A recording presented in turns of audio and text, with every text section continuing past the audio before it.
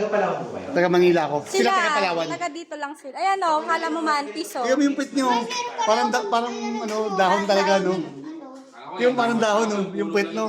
Ayan o, ang dami niya o, kala mo dahon lang. Saan yung sa iba? Ayan o, ito pa o, yung isa o. Ayan o, ito. hindi mo makita, di ba? Kasi parang dahon nga lang. Yung size niya kasi laki ng dahon. Lalaki pa yan. Babies pa po yung mga yan. Ito, okay. Ayan o ka. Ako sir, lahat po yung meron. Hoy, meron mabilis dun. Ay, maliliit. Huwag po hindi po pwede hawakan yung babies ha? Kasi Ito, akala mo naman stick. Ayan, ito, ayan o. Akala mo stick, pero ano, mantis tawag dyan, di ba? Ito to. Ayan, meron dyan. Ayan o, akala mo stick lang o. Ano yan? Ayan o, ayan to, akala mo stick lang o. Oo nga. Oh, di ba? Pero,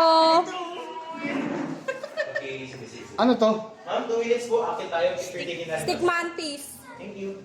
Ano yan, ano? Balik kayo kumain ng mga bird. May ano to, kuya? May venom? Ready agad manipin. Wow. Nakatusok siya pero hindi siya nakapenetrate kasi nga malambot pa. Yan. Pero maano na siya, venomous na siya. Hindi pa fully developed po. So medyo mild pa. Nastingnan ko nito before, ito isang to. Ito galing to sa bahay namin, nakita ko lang. Dinala ko dito. Nastingnan ko niyan at namagaling daliri ko ng ilang minuto. After na wala na rin po siya agad. Kasi hindi pa fully developed lang. Pero pag Ayan, nasinsin pa rin malalaki yan. 2 oras grasa ko. Sa to. Ayun, may pagango. Pagang! Turtle.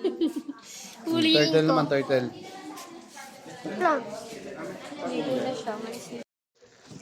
Ayan po guys, kita niyo naman po ang mga turtle na maliliit.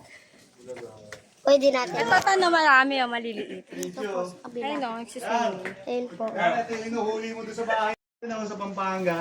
Daming Agad bata. siya na ito eh. Oo. Ahuli siya ng Ayun o, ganyan. kamukha ni Ethan o, gecko. Tiko! Tapos meron po. Ganda na kulay. Ahuli si Ethan ng si Karkar ng ganyan. Kagat siya. Dinala niya sa shop. Pinakawalan niya. Nakakulong. Bukan dyan, nakapag-live dun ah. Madam, ang ganda naman ng bag mo. Tingin nga. Ayaw mo naman tanggalin yung tag price niya, madam. Oh. May tag price pa ang bag ni madam.